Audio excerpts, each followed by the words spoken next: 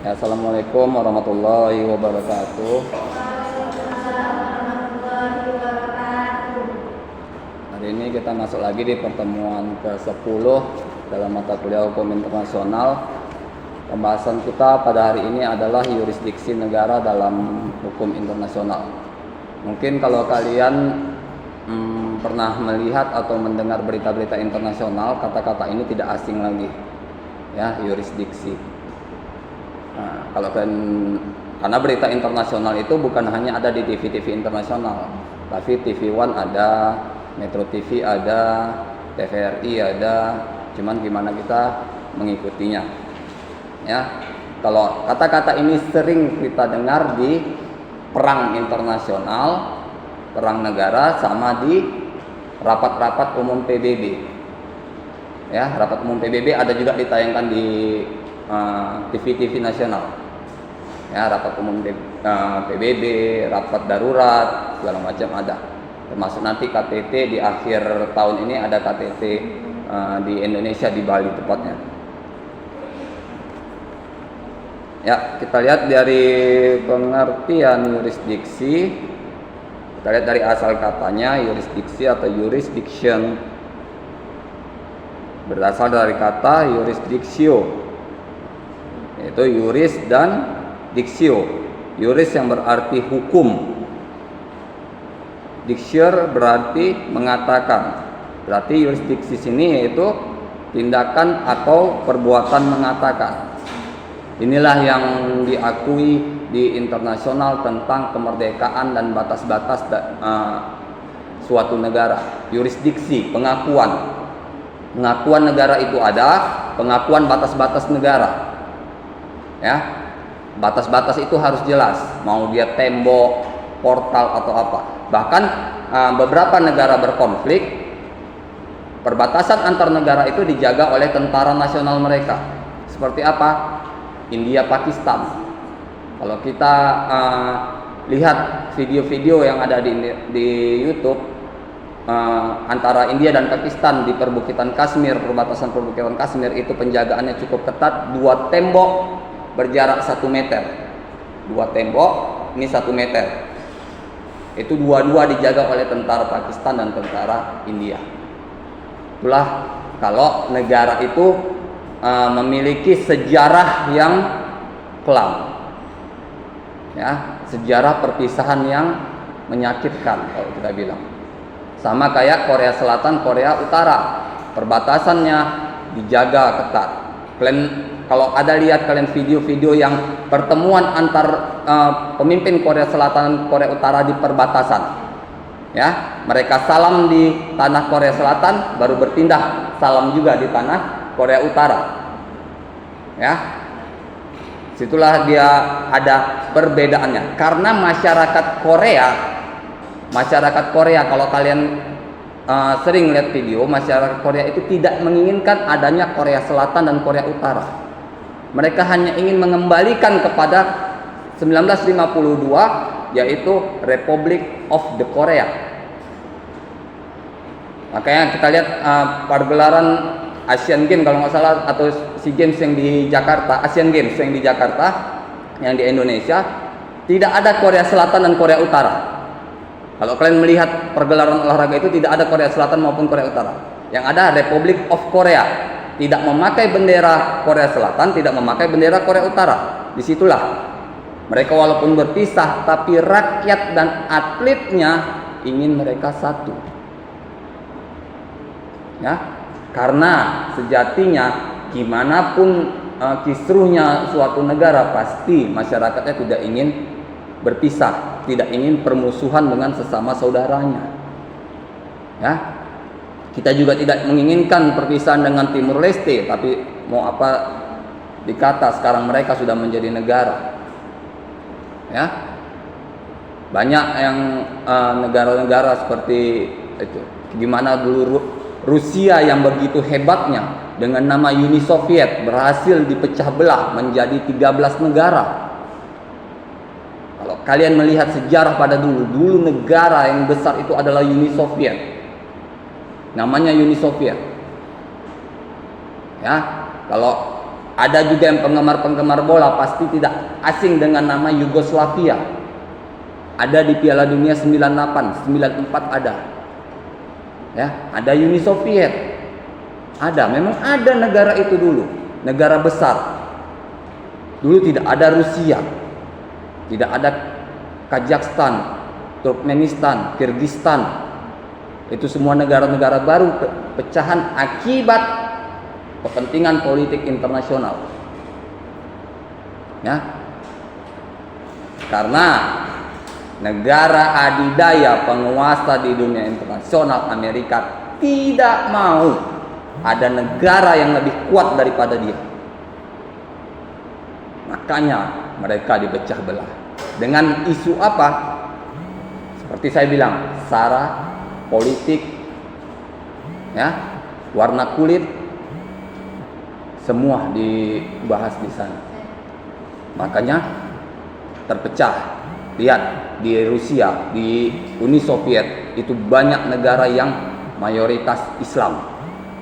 Karena memang sejarah mereka, wilayah mereka dulunya adalah kebudayaan Islam. Ya, Kazakhstan Islam, Turkmenistan Islam, banyak lagi negara-negara lainnya.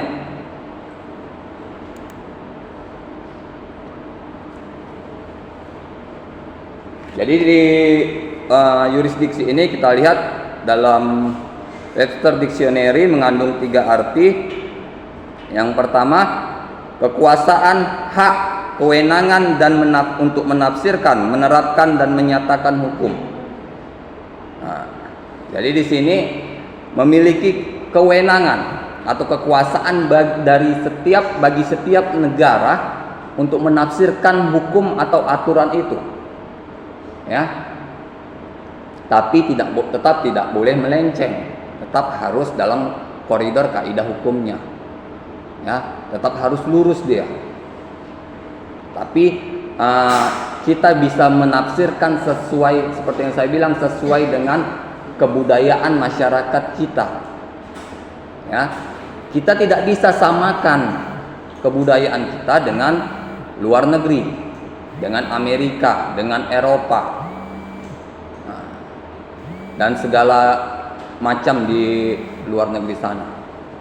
Seperti yang pernah saya bilang, mereka yang di luar negeri saja menghormati jika datang ke Indonesia. Ya, mereka berpakaian terbuka, memakai bikini hanya di pantai-pantai, di Bali, ya kan, di Lombok, karena memang cocok. Sekarang kita yang mengikuti budaya-budaya barat, nggak tahu tempat, nggak tahu suasana, pakai pakaian ketat. Itu kalian bukan mengikuti fashion. Kalian nggak bisa ngartikan. Kalian apa pernah lihat bule jalan-jalan di sekitar masjid raya pakai bikini? Sering saya lihat bule jalan-jalan situ. Apa mereka pakai bikini? Kan enggak. Jadi intinya di sini, di mana kita berada, di situ ada kebudayaan yang harus kita hormati. Ya, sama kayak kalian. Pernah saya bilang juga, kalau kalian nanti ada rezeki lulus PNS, kalian nggak bisa nentukan nih kalian mau ditempatkan di mana, ya kan? Karena surat tugas bukan dikasih dari daerah, tapi presiden yang neken dari pusat. Mereka hanya ngirim di email, keluar surat tugas kalian, keluar di Papua. Kalian mau bilang apa? Mau nolak? Ya nolak kan berarti berhenti, nggak jadi ngambil PNS-nya. Nggak bisa. Ya, kalau kita udah ditempatkan ke tempat-tempat yang jauh, yang budayanya kental, yang pertama kita harus pelajari adalah kebudayaan setempat. Temui kepala sukunya, temui kepala adatnya, belajar sama dia. Begitu juga kalau kita di negara lain, kita dapat tugas atau beasiswa lah dibilang, masa sampai kerjaan beasiswa kita ke negara lain. Kan nggak mungkin kita selama 2 tahun kuliah S2 di luar negeri, 2 tahun kan kuliah S2 kalian ngurung diri cuma di asrama. 2 tahun kalian di asrama doang, nggak bisa ngelihat kehidupan luar. Karena apa? Karena takut nggak tahu kebudayaan. Ya, kalau kalian jumpa dengan situasi seperti itu, ya kalian temui pemimpin-pemimpin daerah tersebut. Yang kedua itu ada kewenangan pada negara memerintah atau membuat peraturan.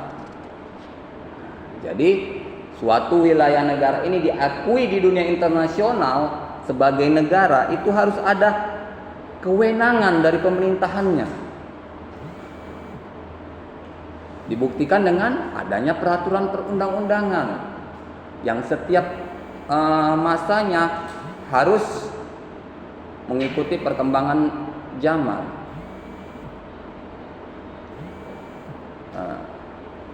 Makanya nggak bisa undang-undang yang terlalu lama, karena perkembangan kita bukan hanya dari kehidupan, bahkan dari teknologi juga masuk. Kita membahas di hukum, jangan bilang kita nggak membahas teknologi. Itu bukan orang teknik, bukan orang komputer saja. Tapi kita juga bisa membahasnya. Mana dibuktikan kita ada membahas undang-undang ITE, informasi dan transaksi elektronik. Ya, gimana sekarang transaksi elektronik yang banyak penipuan, kita bisa seret ke hukum. Ya, harus kita pelajari biar tahu. Selanjutnya ada batas-batas atau wilayah di mana kewenangan dapat dilaksanakan. Ini yang saya bilang tadi di awal, harus ada batas yang jelas. Ya, batas wilayah itu harus jelas, patok wilayahnya harus jelas. Walau hanya simple seperti Belanda dan Belgia yang hanya tanda tambah itu di tengah jalan, itulah batas wilayah, harus jelas, harus diakui sebagai batas wilayah negara mereka. Ya, itu banyak tuh di Belgia, bahkan di Belgia itu yang saya bilang ada rumahnya setengah di Belanda, setengah di Belgia. Nggak usah jauh-jauh, kita pun ada yang setengah di Indonesia, setengah di Papua Nugini. Ya, jadi harus ada tuh batas-batasnya, batas-batas wilayahnya, supaya tidak ada apa, tidak ada aksi pencaplokan. Ya, decline. Kayak di setiap negara punya aturan.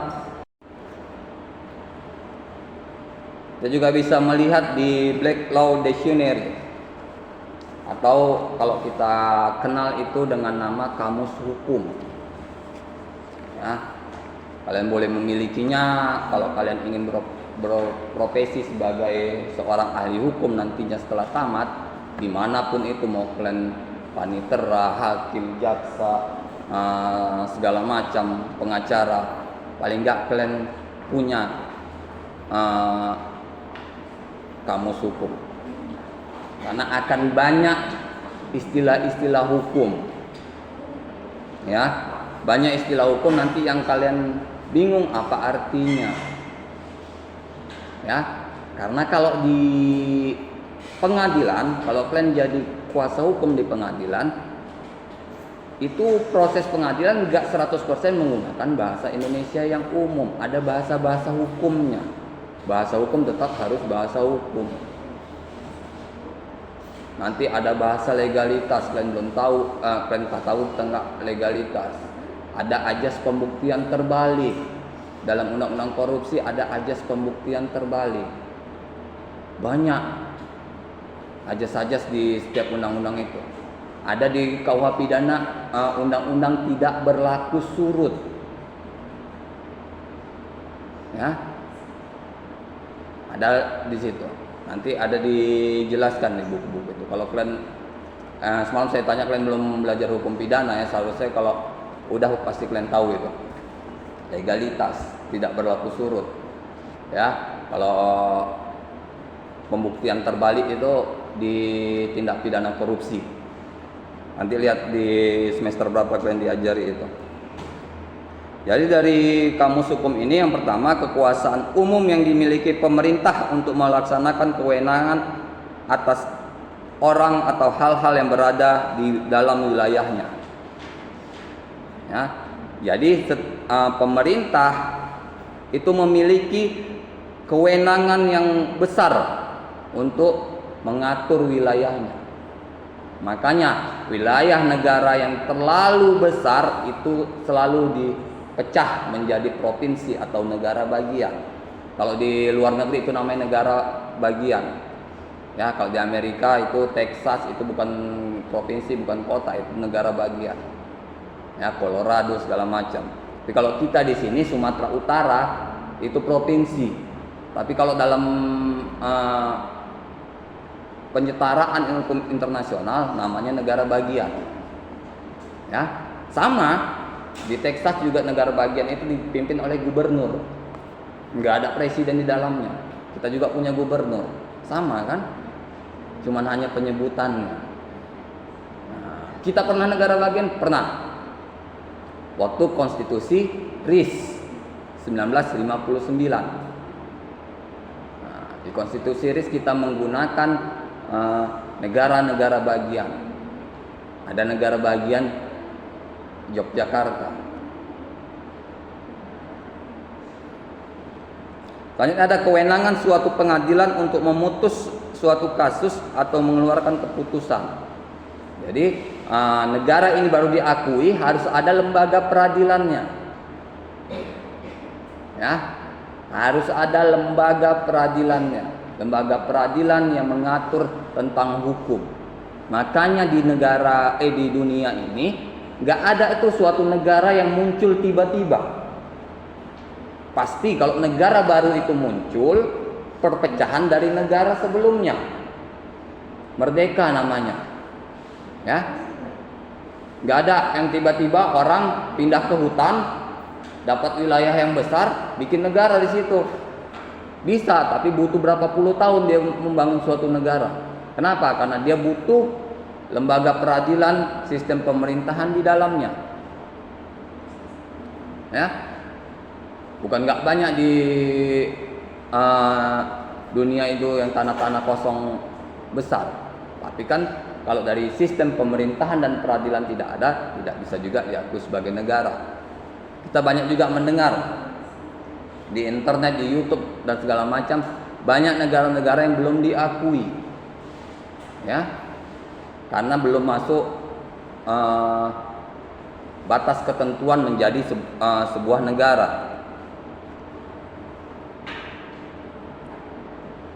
Yang ketiga, suatu wilayah geografis di mana kewenangan politik atau kehakiman dapat dilaksanakan. Nah, jadi di sini kewenangan geografisnya tidak ada pembatasan dari kewenangan kehakiman.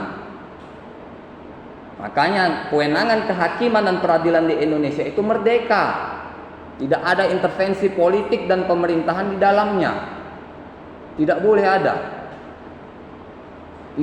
Tidak boleh ada yang jadi hakim agung orang yang tergabung di partai politik. Ya. Makanya kalau kalian nanti insya Allah lulus jadi PNS di kehakiman, hakim, jaksa segala macam, itu yang pertama kali kalian harus tanda tangan kontrak pemutusan hak politik kalian. Kalian nggak dibenarkan memilih dan dipilih. Kalau kalian mau, kalian mundurkan diri. Ya, ada tuh. Tentara juga tidak ada hak politik. Polisi juga tidak ada. Boleh cek. Saudara atau keluarga kalian yang tentara atau polisi atau PNS, mereka milih nggak waktu pemilu? Ya. Kalau memang mereka milih berarti ada kesalahan administrasi di tingkat kelurahan. Kenapa nama mereka keluar? Karena banyak yang juga kesalahan administrasi. Contohnya apa? Yang udah meninggal aja daftar pemilihnya keluar. Siapa yang mau nyoblos arwahnya? Ya, banyak. Di daerah saya banyak. Dalam satu TPS aja itu ada hampir 20 orang yang data orang meninggal keluar. Tapi kalau seharusnya orang-orang seperti ini itu tidak keluar. Saya ada abang sepupu saya ipar itu polisi, TPP, tim pemburu preman.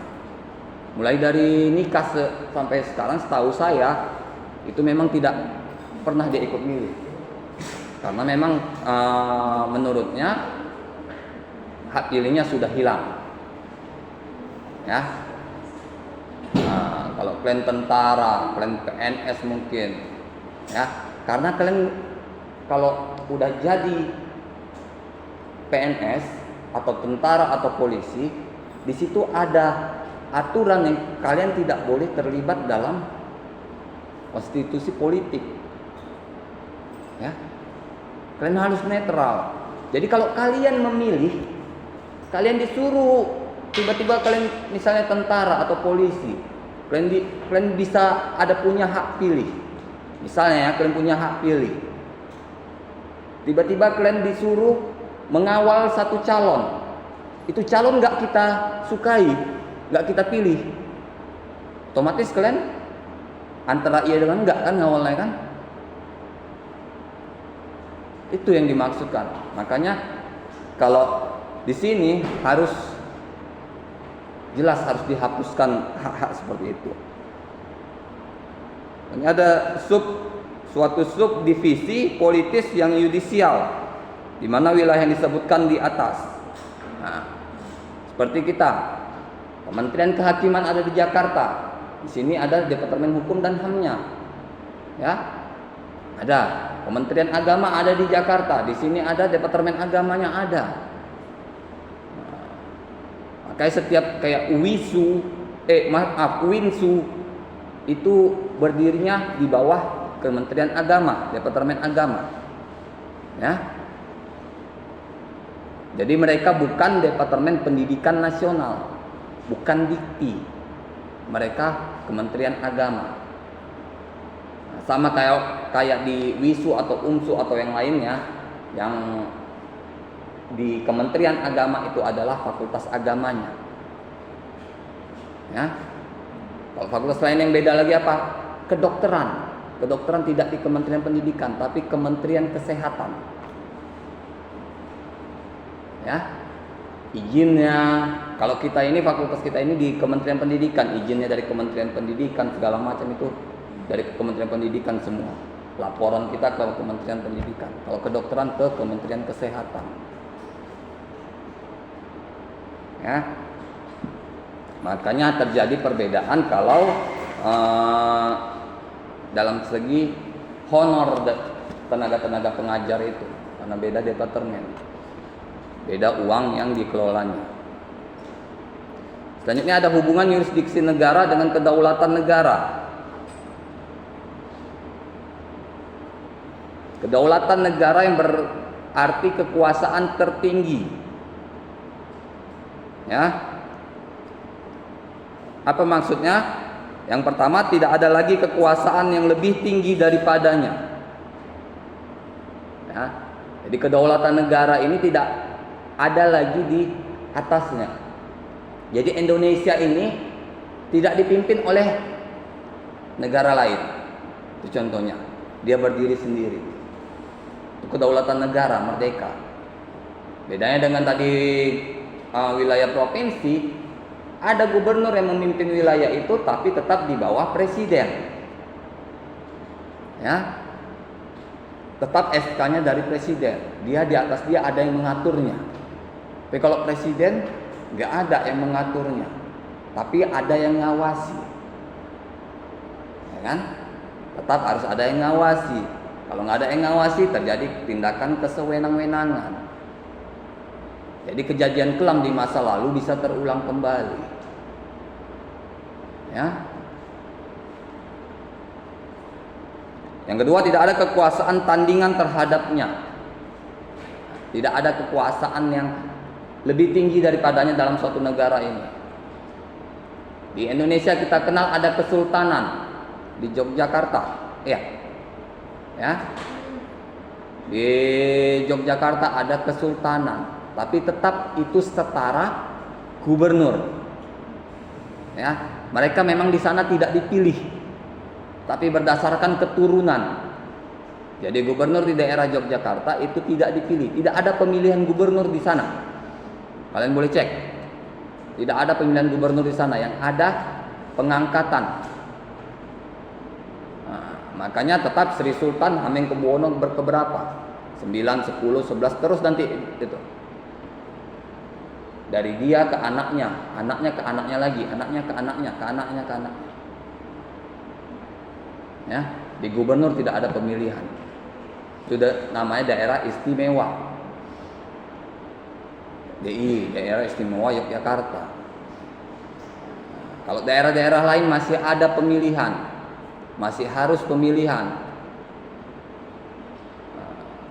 Kenapa? Karena masih di bawah kekuasaan penuh presiden, sehingga tetap harus ada pengawasan langsung.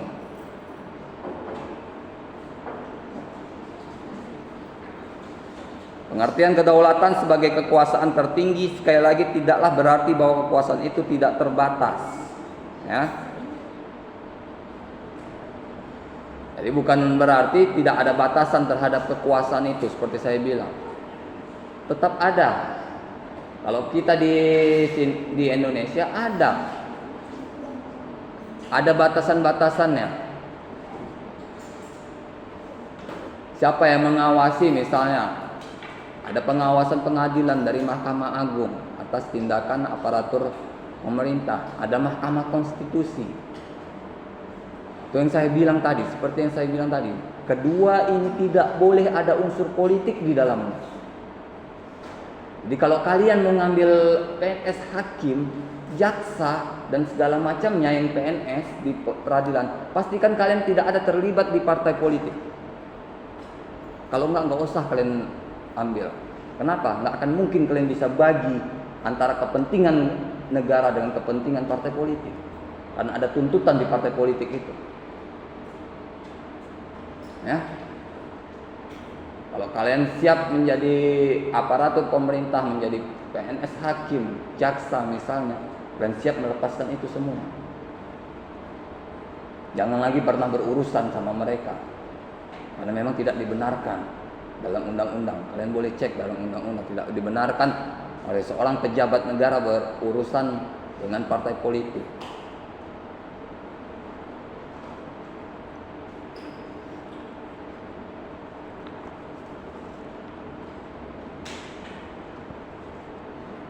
Jadi kedaulatan negara itu mengandung dua segi atau aspek. Yang pertama aspek ke dalam atau internal, yaitu kekuasaan tertinggi untuk mengatur segala hal yang ada atau terjadi dalam batas-batas wilayahnya. Maka ini kalau kita lihat berita-berita di media sosial, kalian pasti ada ngelihat tentang pelanggaran perbatasan yang dilakukan oleh Malaysia. Ya, inilah suatu negara harus mempertahankan batas-batas wilayahnya. Ada lagi heboh, Malaysia kenapa ditangkap, Singapura kenapa boleh? Ya, kalau kalian udah melihat videonya, Singapura kenapa latihan militer dibolehkan di wilayah Indonesia? Ini saya bilang ada etikanya. Kalau kalian ingin melaksanakan suatu kegiatan di wilayah negara lain, pasti kalian izin dulu. Jangan asal main lakukan. Sama kalau misalnya kalian di daerah rumah kalian, ya, bahasa ringannya kalian di rumah kalian ingin menyelenggarakan PHBI, peringatan Hari Besar Islam, Isra Mi'raj misalnya, kan nggak mungkin kalian adakan suka-suka kalian aja. Pasti kalian lapor dulu ke Kepling. Udah Kepling, nanti Kepling nyampaikan ke lurah. Kalian kadang disuruh izin ke kepolisian untuk keramaian, ya kan? Ada prosedurnya. Begitu juga kalau Singapura sudah mengurus prosedurnya, ingin latihan di wilayah udara dan laut Indonesia, kalau diizinkan Indonesia ya mereka boleh. Kenapa Malaysia dikejar ditangkap? Karena mereka tidak punya izin. Mereka langsung, ya, lihat yang 2 pilot dari asing yang pesawat Malaysia, yang dari Amerika ke Inggris itu ditangkap. Kami tidak ngerti katanya tentang batas wilayah Malaysia dan Indonesia. Kami hanya disuruh untuk latihan ngetes pesawat. Saat kami tanya batas wilayahnya, mereka bilang bebas. Tetap ditahan. Ya. Kalau pelanggaran perbatasan itu tetap ditahan sampai negara menebusnya. Ya. Buat perjanjian, negara harus menebusnya, tidak boleh mengulanginya lagi. Jadi aspek eksternalnya yaitu kekuasaan tertinggi negara itu untuk mengadakan hubungan dengan anggota masyarakat internasional lainnya. Ya. Tetap kita tidak bisa negara itu berdiri sendiri. Kita harus berhubungan dengan negara lain. Contoh sangat simpel, nggak semua kebutuhan kita bisa kita sediakan di Indonesia ini, ya kan? Tidak semua. Ada yang mesti kita impor. Kita impor dari negara-negara lain untuk memenuhi kebutuhan kita. Kalau kalian ada juga lihat video-video pendek yang Presiden Jokowi marah, kenapa kedelai harus impor? Padahal petani kedelai banyak. Ya, kenapa beras harus impor? Kenapa nggak berdayakan petani? Kasih uang impor ini, kenapa nggak dikasih modal ke petani untuk lebih banyak lagi? Ya. Inilah yang dari dulu sistemnya salah. Saya nggak bilang pemimpinnya salah, tapi sistemnya sudah salah. Kita diberdayakan dengan cara instan, cara mudah. Apa-apa tinggal enak aja. Sama kayak sekarang, hidup dengan media sosial. Lihat, mau lapar tinggal pesan. Kalian di rumah aja, nggak ada usaha. Kalau kami dulu nggak ada kereta pun kami jalan kaki untuk mencari makanan. Ada usaha. Kalian sekarang nggak. Lapar, media Gojek, Grab, pesan sampai. Ada juga sekarang Shopee Food. Ya, pesan kalian di rumah aja. Pemalasan anggota tubuh. Ya, dan buat malas anggota tubuh kalian nggak bergerak. Mending kalau kalian kayak seperti itu, kalian rajin. Sabtu kan nggak kuliah nih, nggak kerja. Minggu nggak kuliah, nggak kerja. Lari pagi, habis sholat subuh jam 5 lari pagi, jam 6 setengah 7 pulang. Ya, untuk kesehatan jantung dan tubuh kalian. Nggak apa-apa kalian pesan-pesan gitu, nggak apa-apa. Kalau kalian punya uang nggak ada masalah, nggak ada yang ngelarang kalian. Cuman jaga kesehatan. Ya, ini enak kalian rasa makan. Itu menabung penyakit untuk hari tua kalian. Ya, junk food itu makanan cepat saji itu enak kalian makan, iya enak. Tapi menabung penyakit di hari tua kalian nanti. Gak ada kalian muda-muda gini tiba-tiba yang sakit parah. Karena apa? Karena daya tahan tubuh kalian masih kuat. Nanti saat daya tahan tubuh kalian lemah, itulah mulai muncul segala macam penyakit. Ya, kayak kalaupun kalian sering jajan, enggak saya larang uang kalian, ya kan, yang makan kalian, tapi tetap harus jaga kondisi olahraga. Ya minimal kalau nggak lari pagi, jalan-jalan pagi aja. Habis subuh itu kalian jalan-jalan keliling Kalau kalian tinggal di komplek, keliling komplek itu. Kalau kalian tinggal di rumah-rumah, keliling gang-gang, ya kan? Lari-lari kecil.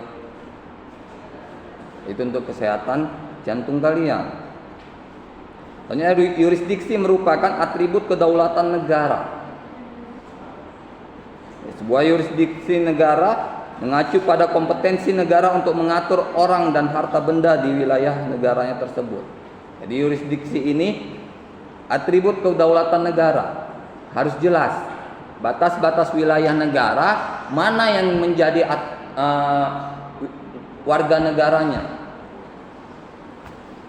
Seperti saya bilang yang lalu, ada masalah Sipadan dan Ligitan yang sudah masuk ke Mahkamah Internasional tentang siapa negara pemilik dua wilayah itu. Yang terakhir dimenangkan oleh Malaysia.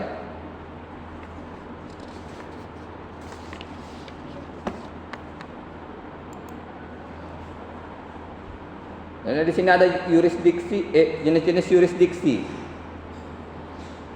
Yang pertama yurisdiksi legislatif, yaitu yurisdiksi suatu negara untuk membuat atau menetapkan suatu perundang-undangan. Jadi di sini kalau sudah ada satu wilayah negara, maka negara itu harus punya peraturan perundang-undangan.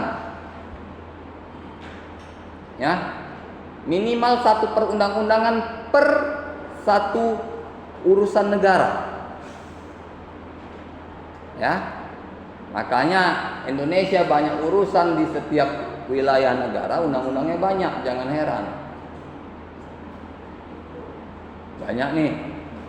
Yang kalau yang kita di sini aja ada KDRT, yang di luar KUHP ya. KUHP yang sampai sekarang enggak KUHP nasional enggak ACC. Nggak diberlakukan sampai sekarang. Kita masih pakai KUHP Belanda. Saat yang saya bilang lalu juga bahwa KUHP Belanda ini sudah ditinggalkan di Belanda sejak sebelum Indonesia merdeka. Kita masih memakainya.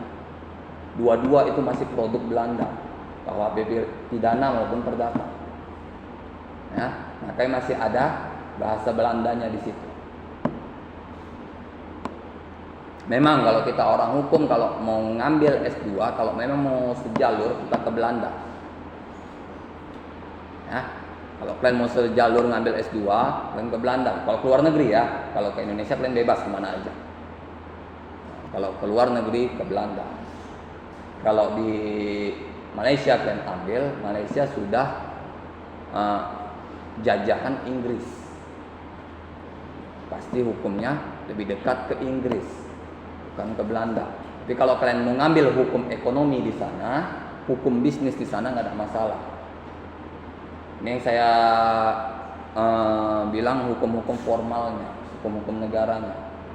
Pidana, kalian ngambil pidana, perdata, kalian bisa ambil ke Belanda atau jajahan-jajahan Belanda, pasti hukumnya sama. Jadi yurisdiksi legislatif ini mengatur suatu objek. Ya, dia harus mengatur suatu objek yang semata-mata tidak bersifat domestik atau luar negeri. Jadi harus keduanya diatur. Harus ada objek yang diatur di domestik maupun luar negeri, di dalam maupun luar negeri. Ya. Nggak bisa jadi negara tertutup. Jadi negara tertutup sekalipun seperti Korea Utara tetap melakukan hubungan kerjasama, tetap berhubungan baik dengan Indonesia, tetap mendukung Palestina, ya kan? Walaupun mereka tertutup, sangat tertutup. Kalau kalian lihat media sosial, kalau kalian ke Korea Utara misalnya, jangan ke Korea Utara, kalian bawa HP secanggih apapun nggak berguna di sana, karena di sana nggak ada jaringan internet. Maka coba kalian cek Facebook kalian, cari teman kalian dari Korea Utara, pasti nggak ada. Korea Selatan masih ada. Selanjutnya ada yurisdiksi eksekutif atau yurisdiksi administratif, yaitu hak, kekuasaan atau kewenangan suatu negara untuk melaksanakan peraturan perundang-undangan nasionalnya. Nah, jadi setelah dibuat peraturan perundang-undangan itu harus dilaksanakan, harus ada pelaksanaannya di dalam negara itu. Jadi masyarakat Indonesia harus diatur oleh undang-undang. Ya, kalau kita melanggar undang-undang, menentang undang-undang, ya dimasukin penjara, dipidana. Ya, contoh simpel aja. Kalau kalian melanggar ketentuan saat berkendara, mobil maupun kereta pasti kena tilang. Itu ada undang-undangnya, undang-undang lalu lintas. Ada. Kalian jangan bertekak sama polisi kalau kalian nggak ngerti aturan. Kalian baca dulu aturan, kalau polisinya salah dari aturan baru kalian boleh bertekak. Ya. Jangan ini nanti polisinya salah aturan, kita nggak ngerti, sama-sama begaduh, nggak tahu apa yang mau digaduhkan. Ya. Jadi kalau hobi kalian itu bertekak sama polisi, kalian pelajari dulu peraturan perundang-undangan lalu lintas. Jadi kalian tahu, Pak, seharusnya nggak segini hukuman saya.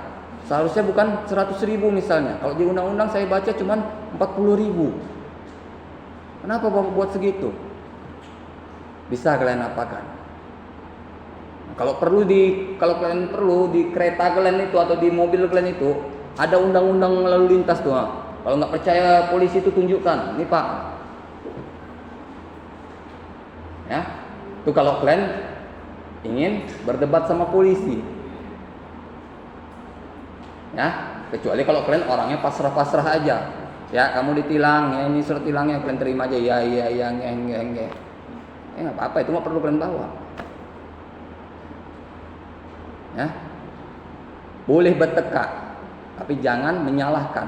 Kita boleh berdebat sama polisi. Jangan cari gaduh. Ya. Bisa berdebat.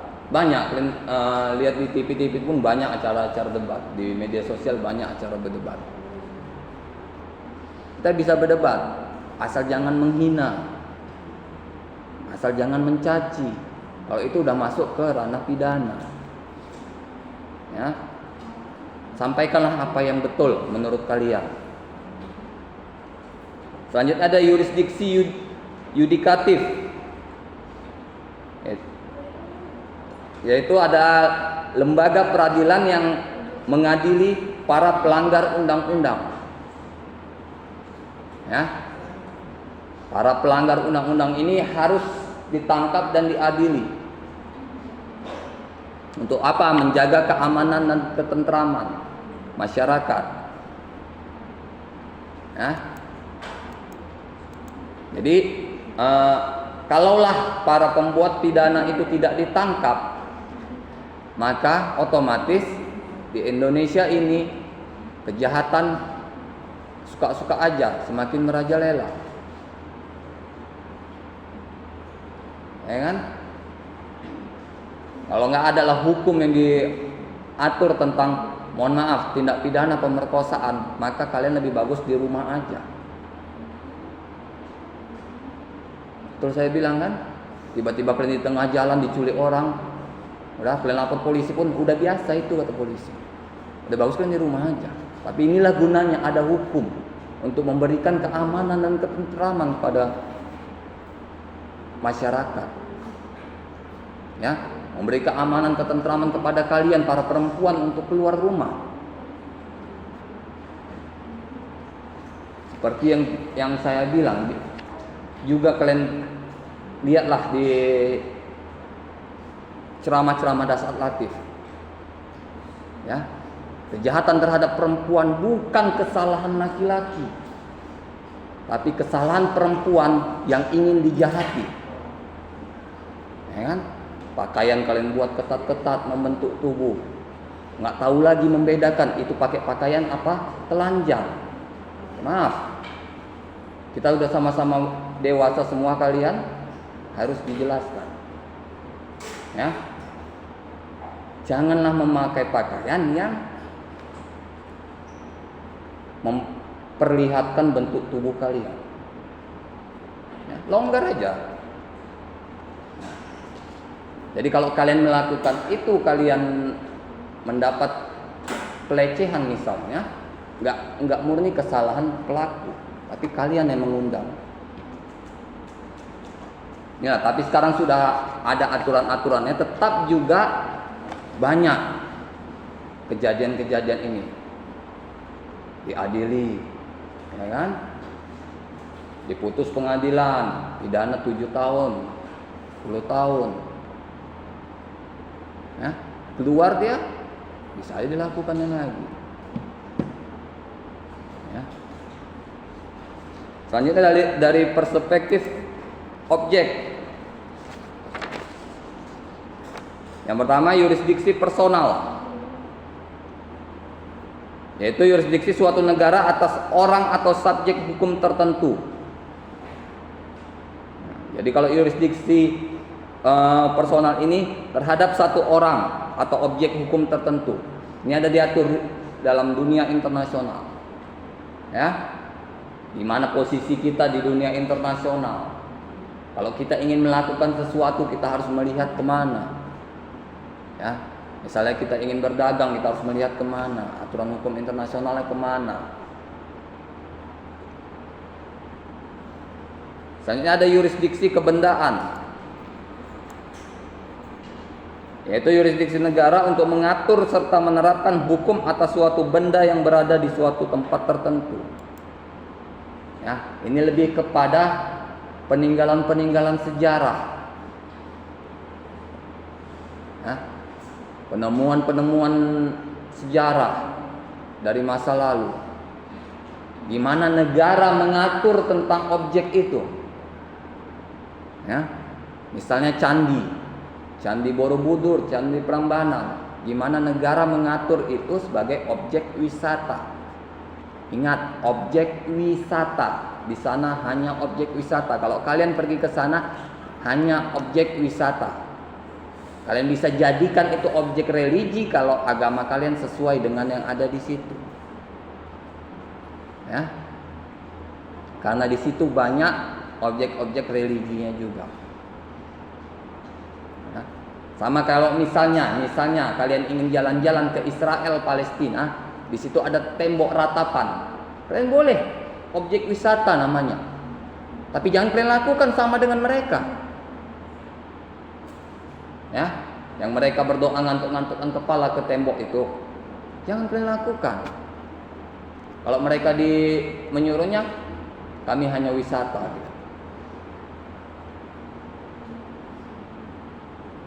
Kan ada yurisdiksi pidana atau kriminal. Itu yurisdiksi suatu negara untuk memberlakukan hukum pidananya terhadap suatu tindak pidana tertentu. Kita sudah banyak di negara ini peraturan-peraturan pidana yang ada, ya, tentang KDRT, perlindungan anak, peradilan anak, ada tindak pidana pemerkosaan, masih di KUH pidana, ya, tindak pidana korupsi sudah sendiri. Tindak pidana pencucian uang sudah sendiri. Banyak yang sudah sendiri, yang sudah keluar dari KUH pidana. Ini ada yurisdiksi sipil atau perdata. Itu yurisdiksi suatu negara untuk menerapkan hukum perdatanya terhadap suatu peristiwa perdata yang tertentu. Jadi ada aturan hukum terhadap status perdata. Misal, apa ya contoh mudahnya, contoh simpelnya tentang status suami istri, ya. Kalian baru sah dikatakan kalian dikatakan sah suami istri dalam hukum Islam jika kalian sudah mengucapkan ijab dan qabul, ya. Kalian baru sah sebagai suami istri dalam negara kalau sudah dicatatkan, ya. Jadi Walaupun kalian sah secara agama, tapi nggak kalian catatkan, kalian dianggap tidak sah secara negara. Apa konsekuensinya? Mohon maaf, kalau kalian nanti punya anak, itu aktenya nggak bisa keluar. Karena kalian nggak pernah terdaftar menikah. Kok tiba-tiba udah punya anak? Ya kan? Istilahnya kalau di masyarakat ini nikah bawah tangan. Nikah bawah tangan itu nikah. Bahasa lainnya nikah siri. Nikah sah secara agama tapi tidak secara negara. Tidak secara hukum nasional.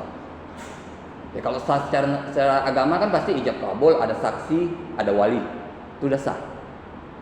Kalian nikah, ada pasangan, ada wali si perempuan, ada 2 saksi. Kalian nikah di depan Tuan Kadi, sah, itu udah sah itu sebagai suami istri.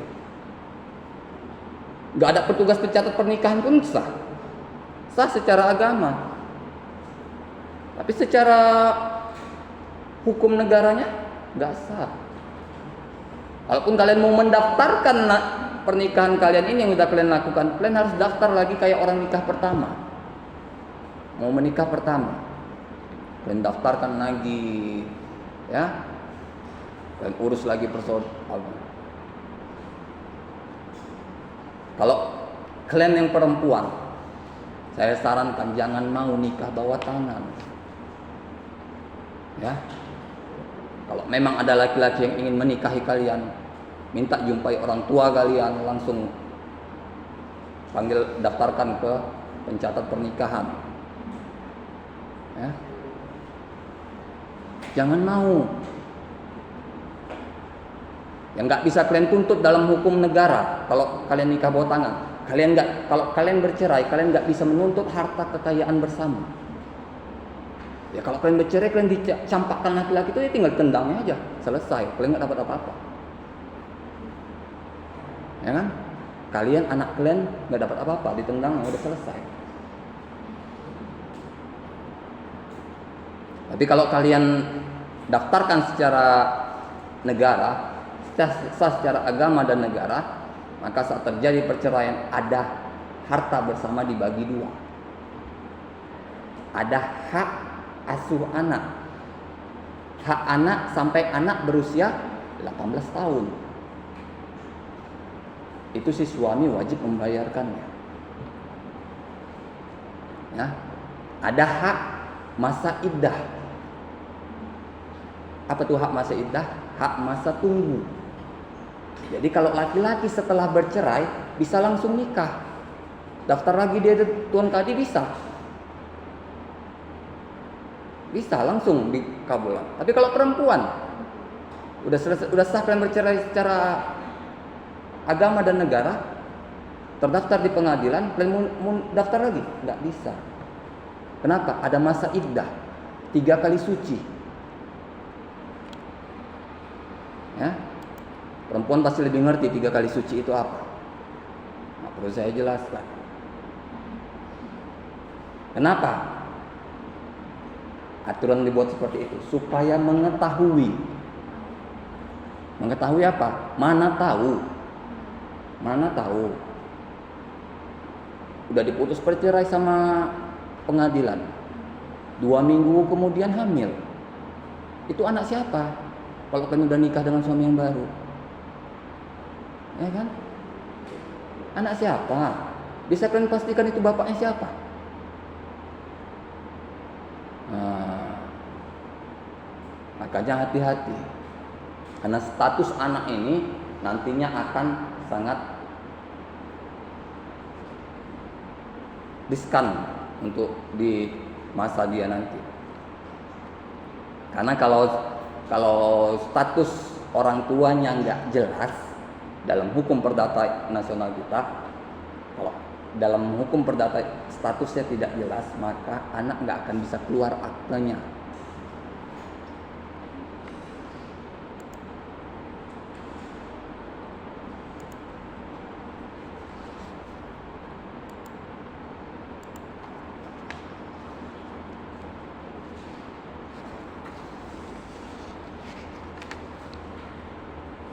Saya ada yurisdiksi teritorial Indonesia, teritorial suatu negara.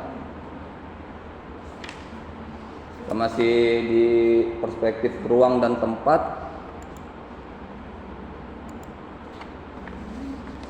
Yang pertama, kepala negara atau kepala pemerintahan negara asing yang sedang berada dalam wilayah suatu negara. Ya, jadi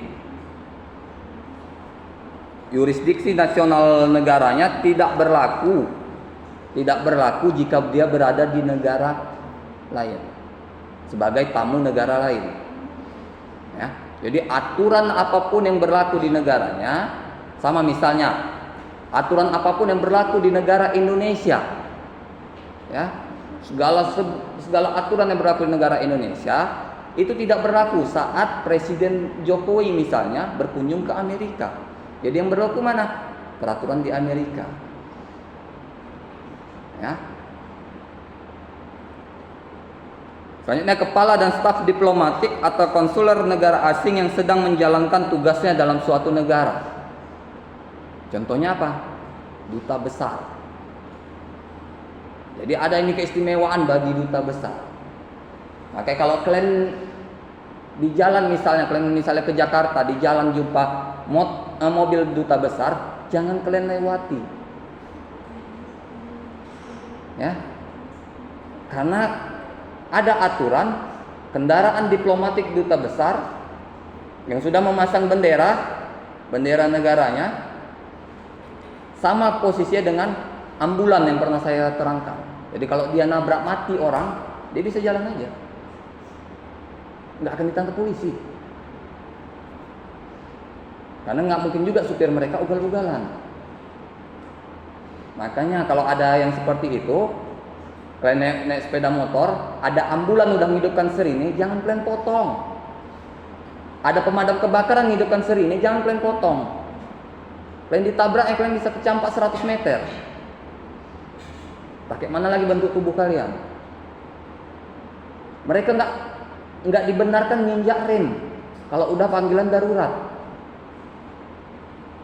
Ya, kalian boleh lihat kecepatan mereka saat udah ngidupin sirine. Kalau kalian ada ketemu mereka di jalan, kalian lihat. Mereka baru memelankan kendaraan saat jumpa lampu merah. Jumpa lampu merah pun mereka udah calling melalui HT ke petugas di situ. Jika ada petugas maka akan dibukakan jalan. Itu kendaraan-kendaraan seperti itu sangat istimewa. Ya. Kalau kalian nggak bisa jalan stabil, ada sirine di belakang kalian minggir aja dulu, biarkan mereka lewat dulu. Ya. Apalagi kalau kalian naik sepeda motor, hati-hati, serempet sedikit aja kalian bisa tercampak. Kendaraan mereka kencang-kencang. Ya. Selanjutnya ada kepala dan staf lembaga atau organisasi internasional yang bertugas di suatu negara. Seperti apa? PMI internasional. Ya. Kalau semalam ada tragedi yang di tsunami di Aceh tahun 2004, itu banyak tuh ambulan-ambulan PMI internasional. Ya, untuk mengangkut korban. Itu sama statusnya dengan ambulan Indonesia. Jangan ada menghalangi jalan mereka. Itu aturan internasional, bukan aturan negara Indonesia. Aturan internasional, kalau kalian menemui kendaraan yang bersirine yang resmi ya, bukan pribadi dipasangi sirine. Ya, kalau itu kalian lakukan, kalian bisa ditangkap polisi. Kalau kereta kalian pasang sirine, nggak percaya kalian, kereta kalian pasang sirine, depan polisi kalian hidupkan, ditilang kalian, suruh bongkar sirinenya. Karena untuk suatu kendaraan bisa dipasangi sirine itu ada aturannya. Apa kepentingan kendaraan ini? Ya, harus dilihat kepentingannya. Ambulan untuk menolong orang. Ya, kalau ambulan kosong, dia ngidupi sirine dan berlaju cepat, jadi tilang. Ada aturannya. Kalau dia kosong, kecuali panggilan darurat, dia bisa buktikan ada panggilan darurat, serangan jantung di jalan ini, saya harus cepat Pak. bisa. Tapi kalau dia cuma jalan-jalan santai, dia kencang, itu dia bisa ditilang. Sama kayak mobil pemadam kebakaran juga. Dia hanya jalan santai saja menuju pulang ke posnya, dia mau kencang, nggak bisa. Harus dibuktikan. Nanti kalau ditahan polisi, saya ada panggilan Pak. Ya, nanti ini SIM-nya saya tahan dulu. Nanti surat panggilannya minta di kantor, antar ke kantor saya. Nanti SIM-nya saya pulangkan. Jangan sembarangan pakai serini. Kalau nggak ngerti kalian, jangan sok-sokan kendaraan kalian pakai serini. Ya. Ada nih juga organisasi atau perkumpulan pengawal ambulan, ya kan? Ada yang pakai serini, mereka ada yang pakai serini, tidak semua ya, saya bilangnya, tapi ada. Mereka juga sudah izin, sudah punya aturannya. Jadi nggak sembarangan hidup. Kalau jalan biasa nggak hidup. Selanjutnya ada gedung-gedung atau kantor perwakilan diplomatik negara asing di suatu negara, termasuk area tersebut digunakan untuk keperluan misi diplomatik negara asing tersebut.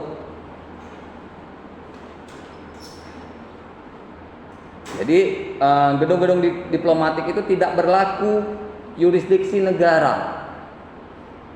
Ya.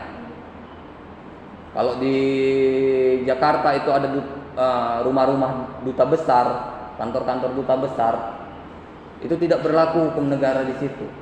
Maka pengawalannya pun ketat. Tetap ditaruh polisi dan tentara Indonesia yang mengerti aturan hukum Indonesia. Jadi mereka pun yang di dalam tidak menyalahi aturan. Ya. Dan juga nggak bisa sembarangan masuk. Kalau kalian mau masuk misalnya, mau ngurus surat, kalian harus izin dulu. Tetap melalui prosedur. Karena itu wilayah negara asing udah termasuk. Ya, di situ bukan aturan hukum Indonesia lagi. Selanjutnya atau gedung-gedung atau kantor-kantor pusat maupun kantor perwakilan organisasi lembaga internasional. Seperti kantor-kantor PMI, kantor PMI internasional, ya, WHO, Badan Kesehatan Internasional. Itu mereka ada aturan bebas dari negara tempat mereka bertugas. Selanjutnya kapal-kapal dan pesawat udara publik milik negara asing yang sedang berada di wilayah suatu negara. Dengan seperti yang saya bilang, ini udah berada di wilayah itu, wilayah negara, berarti sudah memiliki izin, ya, sudah memiliki izin dan peraturan yang ditaati dalam suatu negara itu. Makanya dia dapat bebas di negara itu dengan aturan-aturan yang ada juga. Ya. Kalau kendaraan asing itu selalu ditandai dengan ada bendera kecil di depannya, bendera negaranya. Jadi kalau ada kalian ketemu itu di jalan, kadang ada juga di kota-kota Medan ini, lebih baik kalian menepi.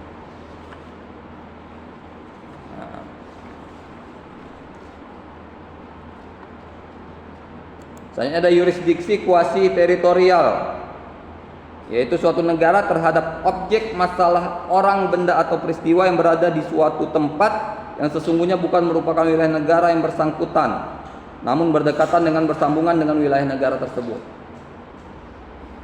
Jadi di sini gimana status suatu benda dalam perbatasan negara? Dekat dengan negara kita tapi bukan di negara kita, kan? Misalnya Indonesia Malaysia, dekat dengan negara kita tapi udah masuk wilayah Indonesia, udah masuk wilayah Malaysia, maka kita harus lihat aturan-aturan di Malaysia kalau kita ingin melihat atau menelitinya. Banyak ini yang di wilayah-wilayah perbatasan yang menjadi pelanggaran-pelanggaran zona aman suatu negara. Yang ketiga ada yurisdiksi ekstrateritorial, yaitu yurisdiksi negara terhadap suatu tempat atau daerah yang jauh berada di luar wilayahnya. Ini di mana ada wilayah negara yang jauh, itu bisa bikin aturan. Seperti kalau kita bilang tadi, kita juga ada duta besar di negara lain. Ya. Kita ada duta besar di Amerika, di beberapa negara lain, di Palestina, di mana banyak itu. Jadi kita juga bisa memberlakukan hukum negara kita di situ, di duta besar itu, bukan di negara itu, ya, di wilayah duta besar itu. Jadi kalau misalnya kalian berkunjung ke luar negeri, ke Amerika misalnya, kalian harus jumpai dulu duta besarnya. Di situ kalian akan ditanya apa tujuan kalian kemari, berapa lama kalian di sini, kapan kalian kembali. Kalian harus didata, sama kayak di sensus. Kalau di Indonesia namanya di sensus. Ya, nggak bisa kalian sembarangan. Kalian sembarangan, males bikin laporan ke duta besar. Ya, sembarangan kalian wisata ke negara lain. Saat terjadi masalah, duta besar nggak akan tahu, dan kemungkinan akan susah mau tahu. Ya, ikuti aja prosedur, kecuali kalian nggak lama-lama, ya kan? Seperti yang saya pernah juga bilang, kalau kalian ke Singapura dari Batam, kalian bisa pulang hari, kalian pergi pagi, jadi sebelum jam 5 itu kalian harus udah naik kapal, harus pulang. Ya, kalau kalian ketangkap di atas jam 5 belum pulang, maka kalian akan ditahan. Boleh masuk Singapura nggak pakai paspor, boleh. Kalau dari jalur Batam, kalian bisa belanja 1 harian aja di sana kan. Berangkat kalian dari sini jam 7, dari Batam jam 7, sampai sana sekitar jam 8 atau jam 9, dah langsung belanja keliling-keliling, jam 3 udah balik. Jangan kelamaan di sana. Nah, nanti saat kalian lewat jam 5 di sana ada razia identitas. Minimal harus ada KTP Singapura kalau kita bilang. Kalau nggak ada, berarti tahan. Nah, sebut negara kalian, minta negara kalian jemput. Selanjutnya ada yurisdiksi universal.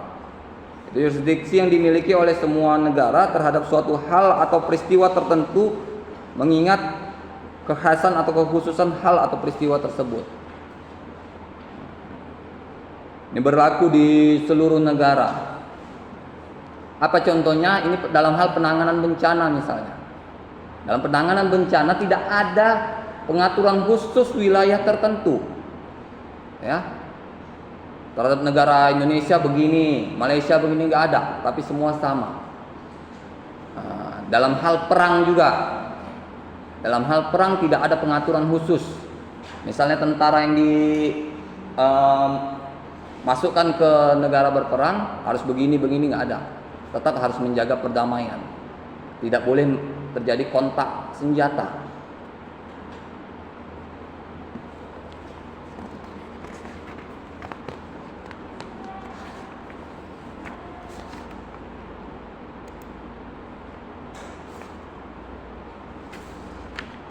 Selanjutnya ada yurisdiksi eksklusif.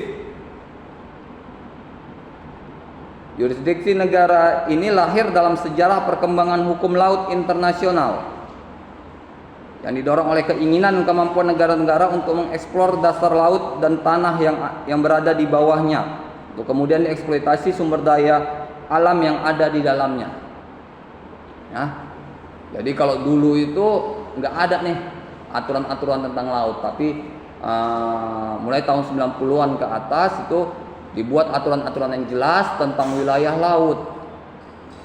Karena ternyata banyaknya kekayaan alam yang ada di laut, dan jika tidak dibikin aturannya sama dunia internasional akan banyak terjadi tindakan pelanggaran di sana. Ya. Seperti kalau kalian lihat itu ada video-video yang pengejaran kapal-kapal asing, nelayan asing yang menangkap. Yang kalau kalian lihat dulu waktu Menteri Kelautan dan Perikanan Ibu Susi Pujiastuti, ya, tangkap langsung boom, ya kan? Nelayannya atau ABK-nya dipulangkan, kapalnya langsung dihancurkan. Itu apa? Untuk menimbulkan efek jerah, ya kan? Jadi udah rugi, negara itu udah rugi, kapalnya udah hancur. Nah, seperti itu. Semenjak itu kurang, masih ada juga pelanggaran-pelanggaran seperti itu, tapi udah tidak sebanyak yang dulu.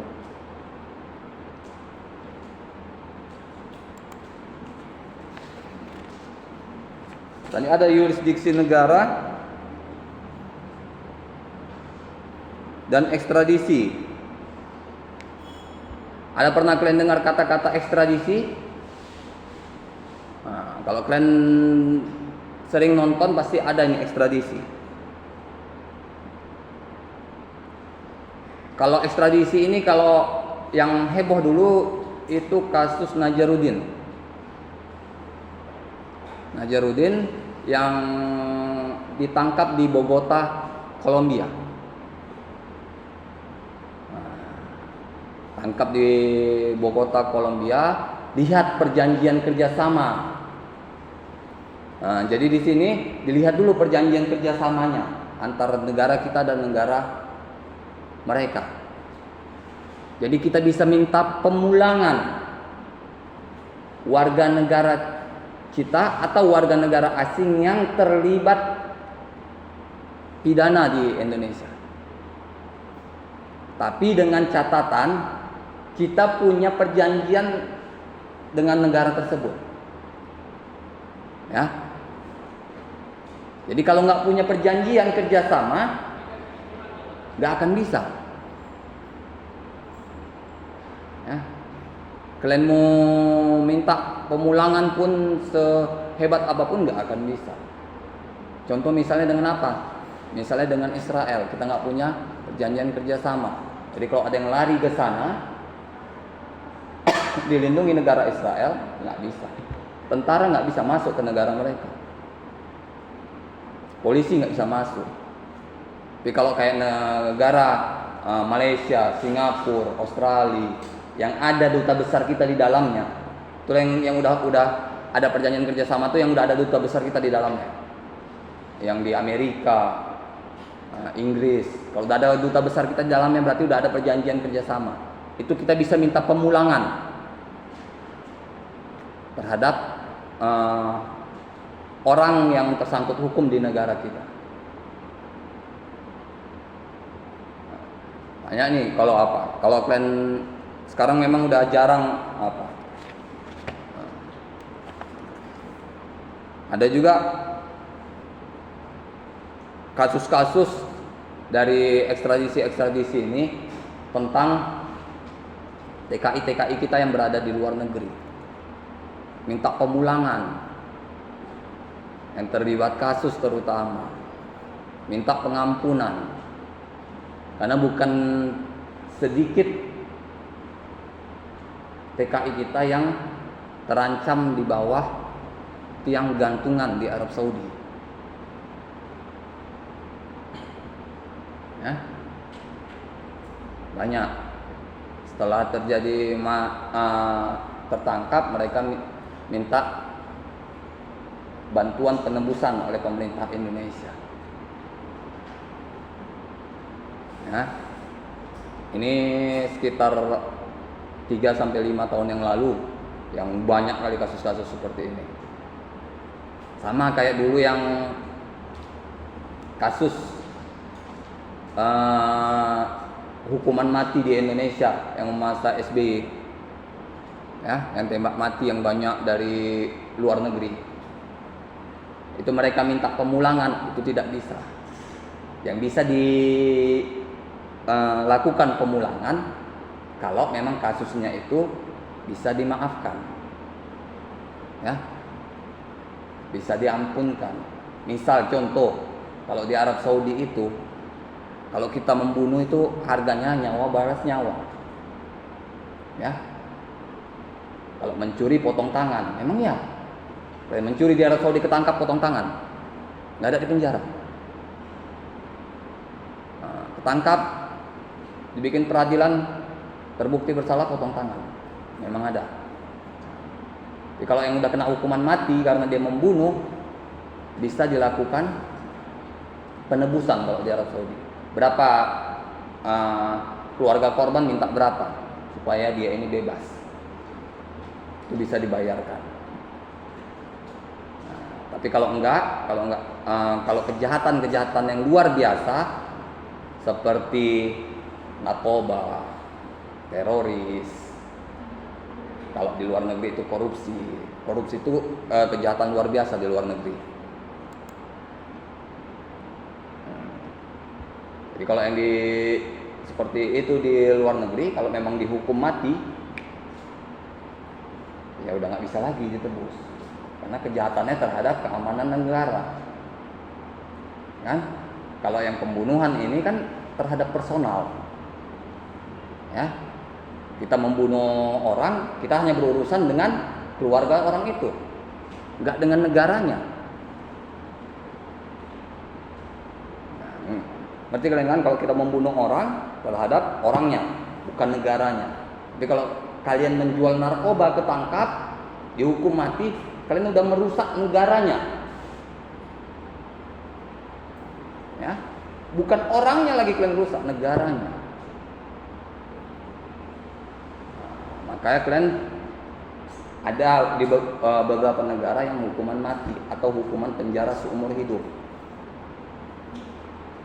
Kalian harus tahu konsep hukum penjara seumur hidup itu, yaitu kalian sampai mati di penjara, gak ada bebasnya. Ya. Ada kawan saya ketangkap kasus sabu, banyak juga udah penjara seumur hidup. Kalau penjara seumur hidup itu ya dia sampai mati di penjara itu. Nggak ada itu dapat remisi pengurangan hukuman, nggak ada. Karena biasanya yang seumur hidup itu udah kejahatan luar biasa, extraordinary crime, kejahatan yang luar biasa. Kalau kejahatan biasa ya paling kalian, kalau pembunuhan biasa 20 tahun. Pembunuhan dengan berencana bisa seumur hidup atau hukuman mati. Ya. Penganiayaan yang mengakibatkan kematian secara bersama-sama 15 tahun. Ya. Penganiayaan 5 tahun. Penganiayaan yang mengakibatkan kematian 7 tahun. Itu harus tahu yang kita apa. Kalau bersama-sama ini masih bisa. Dia dapat hukuman maksimal pun masih bisa. Atau kalau kejahatan yang luar biasa enggak bisa.